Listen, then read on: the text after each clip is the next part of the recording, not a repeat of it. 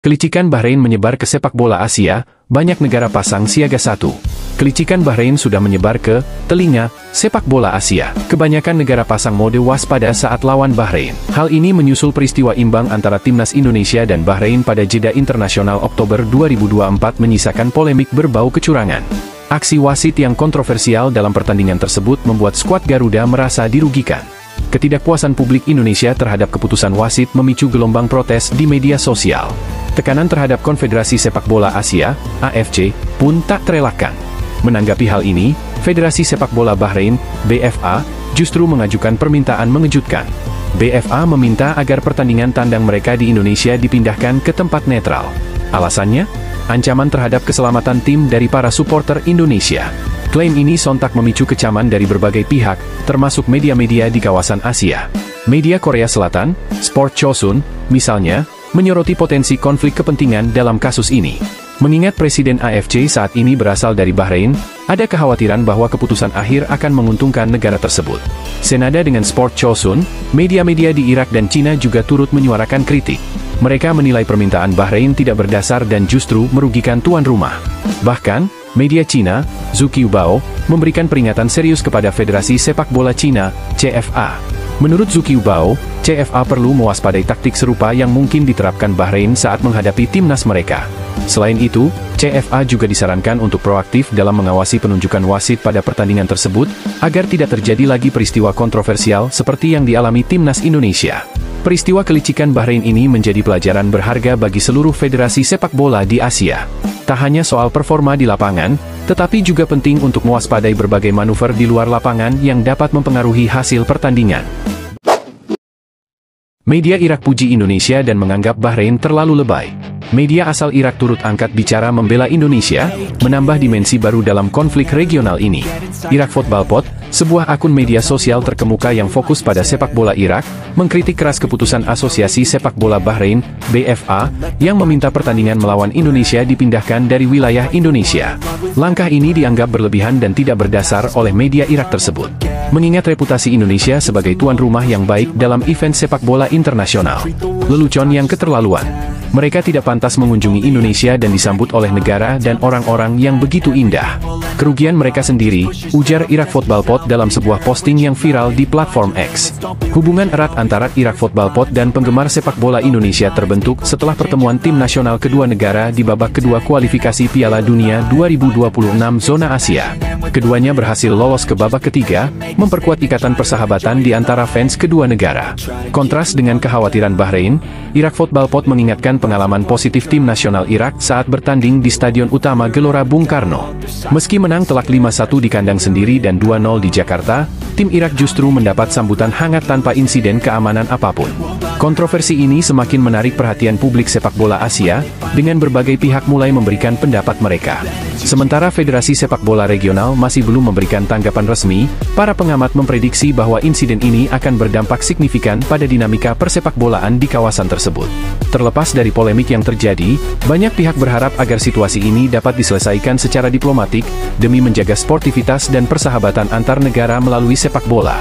Perkembangan kasus ini tentu akan terus menjadi sorotan dalam waktu mendatang, mengingat pentingnya kualifikasi Piala Dunia bagi negara-negara peserta. Bagaimana menurut kalian? Aturan FIFA menguntungkan timnas Indonesia jika timnas Bahrain tidak berani turun bertanding. Dari sana kemudian muncul beragam skenario, salah satunya adalah kemungkinan timnas Indonesia dinyatakan menang walkover, WO, jika kelak timnas Bahrain menolak untuk bermain di Indonesia.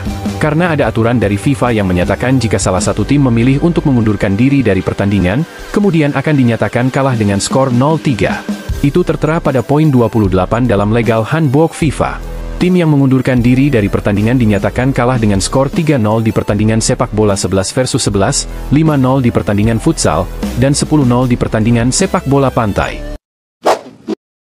Asisten pelatih Blackpool bawa kabar buruk tentang Elkan Bagot. Steve Agnew, asisten pelatih Blackpool FC, telah memberikan kabar terkini mengenai kondisi cedera Elkan Bagot. Pemain timnas Indonesia ini masih dalam proses pemulihan cedera pergelangan kaki yang dialaminya sejak akhir Agustus lalu.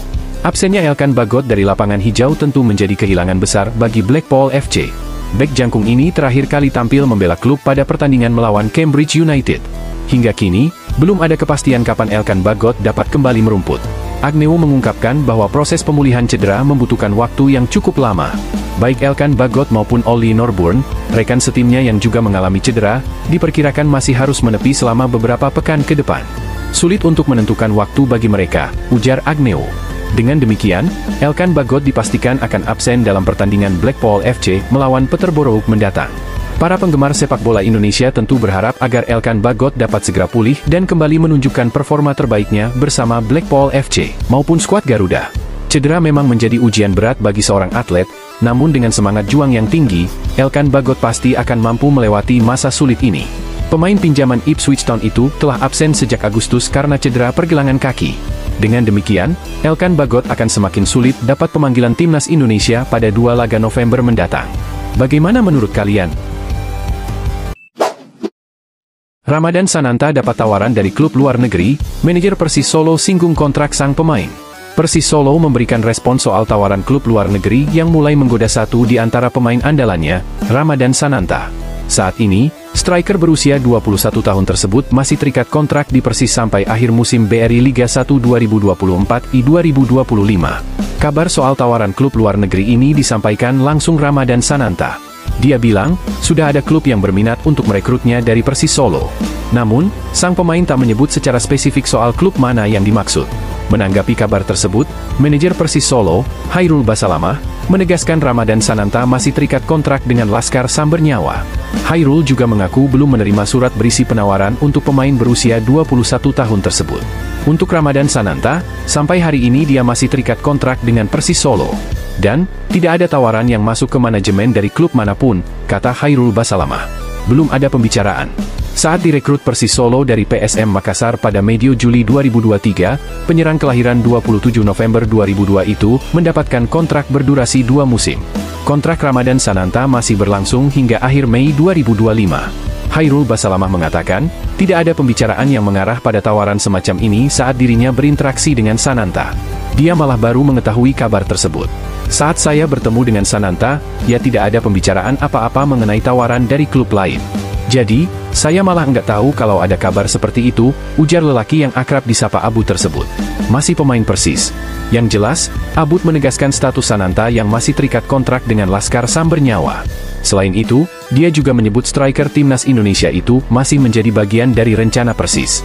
Soal rencana melepas kepergian Ramadan Sananta saat kontraknya habis pada akhir BRI Liga 1 musim ini, Abud juga belum bisa memastikan karena belum mendapatkan surat penawaran secara resmi. Yang pasti, Sananta masih menjadi bagian dari Persis Solo dan masih menjadi bagian dari rencana kami. Jadi, kami belum bisa menanggapi apa-apa soal munculnya kabar ini. Karena, sampai saat ini kami belum menerima tawaran resmi ataupun surat yang masuk, ucap Abud. Pengakuan Ramadan Sananta. Ramadan Sananta memang sempat menyebut adanya tawaran yang mulai datang dari klub luar negeri. Dia hanya menyebut jika klub yang dimaksud berasal dari negara yang akan dilawan timnas Indonesia pada lanjutan kualifikasi Piala Dunia 2026, November nanti. Namun, ketika dicecar mengenai detail klub yang dimaksud, Sananta masih enggan memberikan jawaban. Ex-pemain PSM Makassar itu hanya meminta doa agar keinginannya bermain di luar negeri bisa terwujud. Asia, negara yang akan kita lawan nanti. Saya fokus ke Persis Solo dulu, karena ada kontrak sampai Mei, kata Sananta saat ditemui di SUGBK. Bagaimana menurut kalian? Mantan bek timnas Indonesia, Hamka Hamzah, mengaku hormat dengan salah satu pemain keturunan karena visi misi bermain kelas Eropa. Performa timnas Indonesia di putaran ketiga kualifikasi Piala Dunia 2026 mendapat pujian dari mantan pemain Hamka Hamzah. Bek timnas Indonesia medio 2002 hingga 2014 takjub dengan kolektivitas bermain skuad Garuda baik saat melawan Arab Saudi maupun Australia. Kredit tersendiri bahkan diberikan mantan pemain Persik Kediri itu terhadap salah satu pemain keturunan timnas saat ini. Sosok yang dinilai memiliki visi bermain kelas Eropa, sangat berbeda dengan pemain-pemain yang berkarir di liga lokal. Pria berusia 40 tahun itu secara khusus memuji kualitas Kelvin Verdong, sosok yang dinilai sangat mirip dengan Dani Carvajal di Real Madrid. Hamka terpukau dengan permainan Verdong yang paham cara membaca permainan, ia bahkan mengaku sampai hormat kepada pemain tersebut. Hal itu disampaikan Hamka Hamzah dalam podcast Bebas bersama Arya Sinulinga beberapa waktu yang lalu. Hormat juga sama Kelvin Verdong Pak, di mana-mana ada dia, seperti Dani Carvajal gitu kan, ucap Hamka Hamzah. Padahal badannya nggak begitu tinggi ya, sahut Arya Sinulinga. Visi misinya Pak, baca permainannya bagus, jawab Hamka Hamzah. Meski memiliki postur yang tidak terlalu tinggi, Verdonk mampu mengimbangi pemain-pemain yang lebih tinggi darinya. Hal itu terlihat ketika bermain melawan Australia, lini serang Socheros berpostur tinggi pun bisa kalah dalam duel udara dengan Verdonk. Arya dan Hamka pun sepakat, Verdonk memiliki timing atau pengambilan keputusan yang sangat baik. Kan kita lihat juga itu ada videonya, dia ngambil operan cup itu di atas lebih tinggi, padahal lawannya 2 meter tingginya, gila kan, kata Arya. Betul, timing seperti itu harus butuh, sahut Hamka. Kehadiran Kelvin Verdonk memang menjadi tenaga baru yang sangat segar untuk lini sisi kiri timnas Indonesia. Sejak debut di laga melawan Filipina pada putaran kedua kualifikasi Piala Dunia 2026, Verdonk selalu jadi pilihan utama Shin Tae-yong. Karena kualitasnya, Verdonk pun berhasil menggeser posisi yang sebelumnya jadi spot utama Pratama Arhan. Bagaimana menurut kalian?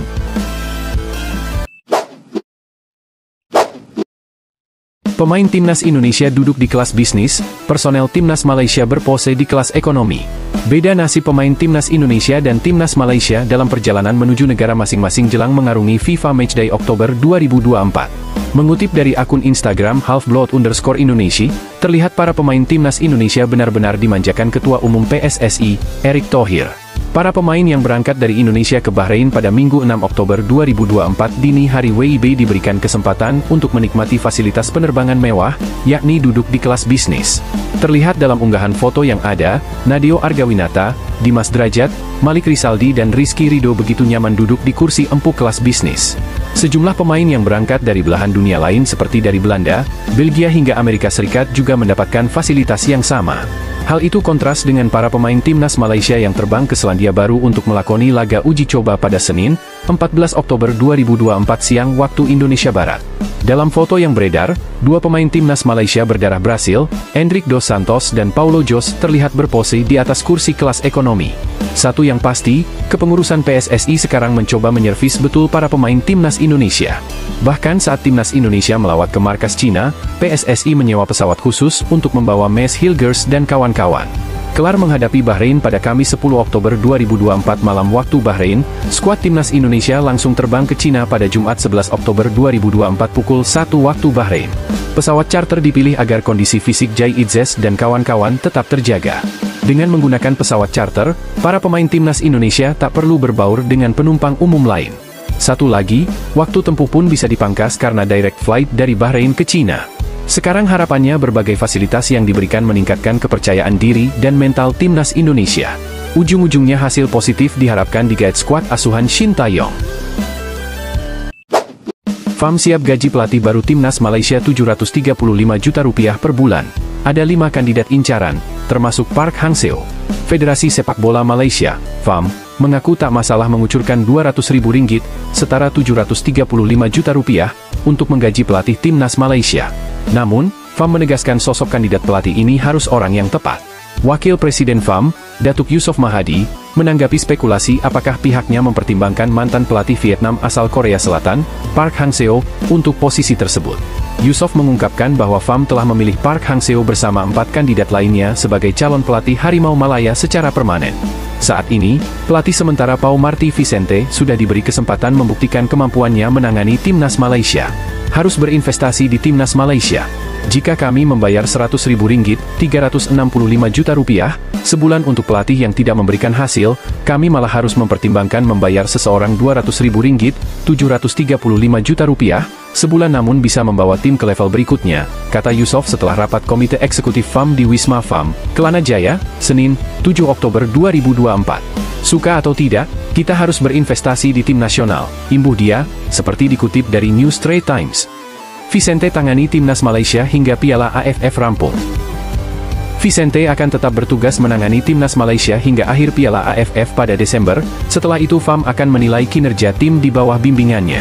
Dia punya keuntungan karena sudah bersama kami cukup lama dan memahami budayanya, yang merupakan faktor krusial dalam memutuskan siapa yang akan melatih tim selanjutnya, tambah Yusof. Vicente sebelumnya menjabat sebagai asisten mantan pelatih timnas Malaysia, Kim Pan Gon, yang mengundurkan diri pada Juli 2024. Bagaimana menurut kalian? Pelatih Vietnam kembali sindir dan remehkan timnas Indonesia. Pelatih Vietnam, Pham Minh Dec, meremehkan timnas Indonesia. Dia menyebut bahwa timnas Indonesia tidak akan lebih baik dari Vietnam jika tanpa pemain naturalisasi. Ya, Pham Minh Deck soroti kehadiran pemain naturalisasi di timnas Indonesia. Dia mengakui kehadiran Jai Itzes CS sudah membuat skuad Garuda kian tangguh. Timnas Indonesia bahkan bisa mengalahkan Vietnam dalam beberapa pertemuan terakhir. Teranyar, pasukan Shin Taeyong mempermalukan Vietnam usai menang 3-0 saat berlaga di Mai Dinh National Stadium, Hanoi, pada 26 Maret 2024. Pertemuan itu tersaji di kualifikasi Piala Dunia 2026 zona Asia. Tetapi, Pham Minh Deck mengakui timnas Indonesia kini kian kuat. Komposisi pemain mereka sudah memberi dampak besar ke tim hingga di luar prediksinya timnas Indonesia bisa berbicara banyak di babak ketiga kualifikasi Piala Dunia 2026 zona Asia. Padahal, awalnya Pham Minh Deck meyakini timnas Indonesia akan menelan kekalahan terus di babak ketiga kualifikasi Piala Dunia 2026 zona Asia. Tetapi, skuad Garuda sukses menahan imbang Arab Saudi di laga perdana dengan skor 1-1. Lalu, hasil manis juga didapat pasukan Shin Taeyong saat melawan Australia di laga kedua grup C babak ketiga kualifikasi Piala Dunia 2026 zona Asia. Mereka mengakhiri laga dengan skor imbang 0-0. Pemain naturalisasi bisa membantu mengisi kelemahan ini, ujar Pham Minh Deck, dikutip dari Tien Phong, Minggu, 6 Oktober 2024. Kalau melihat timnas Indonesia, Anda akan melihat bahwa jika Anda menyingkirkan pemain naturalisasi, timnas Indonesia tidak lebih baik dari Vietnam, lanjutnya. Namun dengan banyaknya orang yang berlatih dan berkompetisi di Eropa, mereka berubah total, jelas Pham Minh Deck. Saya pikir timnas Indonesia akan kalah saat memasuki babak ketiga kualifikasi Piala Dunia 2026, tapi mereka mengejutkan semua orang dengan bermain imbang dengan Arab Saudi dan Australia, tutupnya. Bagaimana menurut kalian?